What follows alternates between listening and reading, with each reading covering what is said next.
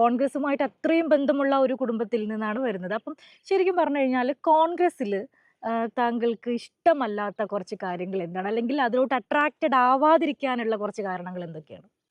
Attracted ആവാതിരിക്കാനുള്ള കാര്യം എന്ന് വെച്ച് കഴിഞ്ഞാൽ പാർട്ടിയുടെ ഒരു കോംപ്ലക്സിറ്റിയാണ്. ഞാൻ പറഞ്ഞില്ലേ, ഇപ്പോൾ അതിൽ നമ്മൾ ഒരു കംഫർട്ട് സോൺ ഉണ്ട്. അതായത് ഓരോരുത്തരുടെ വേ ഓഫ് ഓപ്പറേഷനാണ്.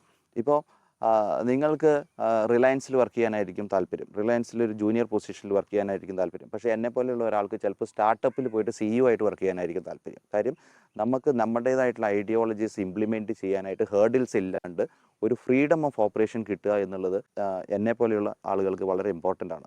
റെസ്ട്രിക്റ്റഡ് എൻവയോൺമെൻറ്റിൽ വർക്ക് ചെയ്യുന്നതിനേക്കാളും ഒരു ഓപ്പൺ ഏരിയയിൽ നിങ്ങൾക്ക് നിങ്ങളുടെ ഫ്രീഡം അനുസരിച്ച് കാര്യങ്ങൾ ചെയ്യാം. അതിൽ ശരിയോ തെറ്റോ എന്നുള്ളത് മാത്രം നോക്കുക. പക്ഷേ you have the freedom to operate. ആ ഒരു ഫ്രീഡം എനിക്ക് തോന്നുന്നില്ല വേറെ ഒരു പാർട്ടികളിലും. പിന്നെ അത് കോൺഗ്രസിൻ്റെ മാത്രം കുറ്റമായിട്ട് പറയല്ല. കാര്യം അവിടെ ഒരു സ്ട്രക്ചർ ഉണ്ട്, അവിടെ ഒരു ഹൈറാർക്കി ഉണ്ട്, അവിടെ ഒരു പോളിസി മാറ്റേഴ്സും കാര്യങ്ങളെല്ലാം ഒരുപാട് കോംപ്ലിക്കേറ്റഡ് ആണ്. എനിക്ക് നാളെ പോയിട്ട് വലിയൊരു പ്രോജക്റ്റ് ചെയ്യണമെന്ന് പറഞ്ഞു കഴിഞ്ഞാൽ അത് അവിടെ എത്തി അതിൻ്റെ അപ്രൂവലൊക്കെ എടുത്തിട്ട് വരാനായിട്ട് സമയമെടുക്കും. അതിനേക്കാളും കംഫർട്ടബിൾ ഞാൻ 2020 കാണുന്നത് വെച്ച് കഴിഞ്ഞാൽ നേരെ ഫോൺ എടുത്തിട്ട് സാബു ജേക്കബിനെ വിളിച്ചത് എനിക്കൊരു 10 മിനിറ്റ് സംസാരിക്കണം. അവിടെ ഇരുന്ന് സംസാരിച്ച് പുള്ളി പറയാം ഇതിപ്പോൾ പ്രാക്ടിക്കലായിട്ട് നടക്കില്ല. ആൻസർ അവിടെ കഴിഞ്ഞു. അതല്ല എനിക്ക് കൺവിൻസ് ചെയ്യാൻ പറ്റുന്നുണ്ടെങ്കിൽ കൺവിൻസ് ചെയ്തു. 3-4 കമ്മിറ്റി മെമ്പേഴ്സ് കൺവിൻസ് ചെയ്തു. Project is on. മനസ്സിലായില്ലേ? അതൊരു ഈസി ഇത് ഞാൻ പറഞ്ഞില്ല, രാഷ്ട്രീയ ലക്ഷ്യങ്ങളായിരുന്നില്ല എൻ്റെ ഒരു ഇമ്പോർട്ടൻറ്റ്. എൻ്റെ AKGയുടെ അടുത്ത് നിൽക്കുന്ന കമ്മ്യൂണിസ്റ്റ് അനുഭാവിയായിരുന്നു. ഭാര്യാപിതാവ് കോൺഗ്രസിന്റെ സമുന്നതനായ നേതാവ്. അപ്പോൾ 2020 ആകർഷിച്ചത് ഈ പറഞ്ഞ കാര്യങ്ങൾ മാത്രമാണോ? മറ്റുള്ളവരിൽ നിന്ന് സ്വാധീനം അതിൽ കൂടുതൽ 2020 എന്താ ഇവിടെ ചെയ്യുന്നത്? കാര്യം ഇപ്പോൾ രാഷ്ട്രീയ പാർട്ടികളായിട്ടുള്ള പ്രതിപക്ഷ നേതാവും അതിലുള്ള MLA-മാരും MP-മാരും ഒക്കെ 2020 പറയുന്നത് അരാഷ്ട്രീയ പാർട്ടി എന്നാണ് പറയുന്നത് അല്ലേ? എനിക്കത് കേൾക്കുമ്പോൾ ഏറ്റവും കൂടുതൽ അഭിമാനം തോന്നുന്നു. കാര്യം കോർപ്പറേറ്റുകളുടെ പാർട്ടിയാണ് എന്നൊരു രീതിയിൽ 2020 കാണുന്നത്. അതുകൊണ്ടാണല്ലോ അതിന് അരാഷ്ട്രീയ പാർട്ടി എന്ന് പറയുന്നത്. ഞാൻ പറയുന്നത് അവരത് പറയുമ്പോൾ എനിക്ക് ശരിക്കും പറഞ്ഞാൽ അഭിമാനം തോന്നുന്നു. കാര്യം വെച്ചാൽ അവരെ പോലെയുള്ള ഒരു രാഷ്ട്രീയക്കാരനായിട്ട് ഞങ്ങളെ കൺസിഡർ ചെയ്തില്ലല്ലോ. ഞാൻ പറയുന്നത് നിങ്ങൾ അധ്വാനിച്ചുണ്ടാക്കിയ കാശ് പാവങ്ങൾക്ക് കൊടുക്കുന്നതാണോ മാന്യത, അതോ പാവങ്ങളിൽ നിന്ന് കാശ് പിടിച്ചു പറിച്ച് നിങ്ങൾ പണക്കാരനാവുന്നതാണോ മാന്യത? അപ്പോൾ ഞാൻ പറയുന്നത് ഇവർ ഉദ്ദേശിക്കുന്ന രാഷ്ട്രീയം എന്ന് പറയുന്നത് ജനങ്ങളെ കൊള്ളയടിച്ചും ജനങ്ങളുടെ നികുതി പണത്തിൽ നിന്നും പണക്കാരനാകുന്നതാണ് രാഷ്ട്രീയം. അരാഷ്ട്രീയം എന്ന് പറയുന്നത് നിങ്ങൾ അധ്വാനിച്ചുണ്ടാക്കുന്ന കാശ് പാവങ്ങൾക്ക് കൊടുത്തിട്ട് സഹായിക്കുന്നതാണ് അരാഷ്ട്രീയം. അപ്പോൾ നിങ്ങൾ ഏത് സ്ഥലത്ത് നിൽക്കാനാണ് ആഗ്രഹിക്കുന്നത്? ഞാനൊരു അരാഷ്ട്രീയവാദി ആവാനാണ് ആഗ്രഹിക്കുന്നത് ഈ പറയുന്ന ഒരു എൻവയോൺമെൻറ്റിൽ. അപ്പോൾ സാർ ഇപ്പോൾ കൊടുങ്ങല്ലൂർ അധികാരത്തിൽ വരികയാണെന്നുണ്ടെങ്കിൽ തീർച്ചയായിട്ടും എന്തെങ്കിലുമൊക്കെ പ്ലാൻസ് ഉണ്ടായിരിക്കുമല്ലോ. എന്തൊക്കെയാണ് ആ ഒരു പ്ലാൻസ്?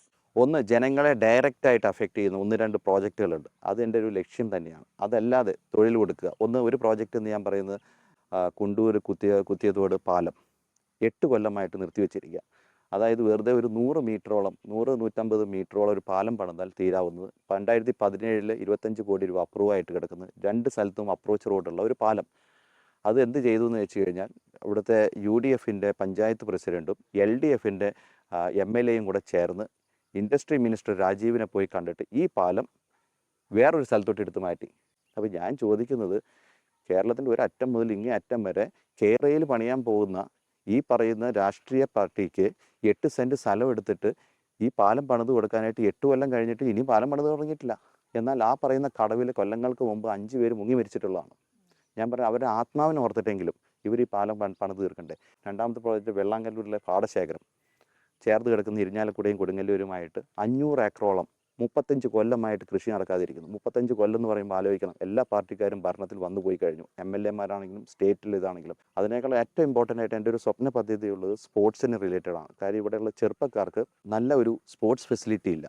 സ്പോർട്സിന് റെസ്പെക്റ്റ് ഉണ്ടാവണം. സ്പോർട്സിൽ ഫോക്കസ് ചെയ്യുന്ന ആളുകൾക്ക് ഒരു കരിയർ ഓറിയൻറ്റഡ് ആയിട്ടും പ്രൊട്ടക്ഷൻ സർക്കാരിൻ്റെ ഭാഗത്തുനിന്ന് ഉണ്ടാവണം, ഇമ്പോർട്ടൻസ് ഉണ്ടാവണം.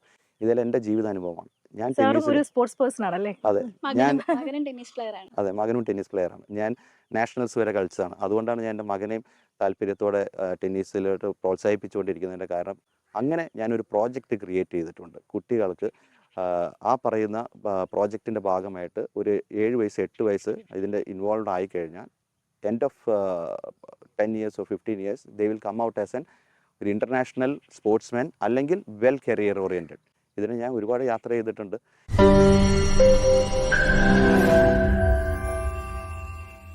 ലോകത്തെവിടെയായാലും ഏത് സമയത്തും 24 വാർത്തകളും ഓഗ്മെന്റഡ് റിയാലിറ്റി പാക്കേജുകളും എക്സ്പ്ലെയിനറുകളും വിശദമായി കാണാൻ ഞങ്ങളുടെ YouTube ചാനൽ നിങ്ങൾക്ക് സബ്സ്ക്രൈബ് ചെയ്യാം.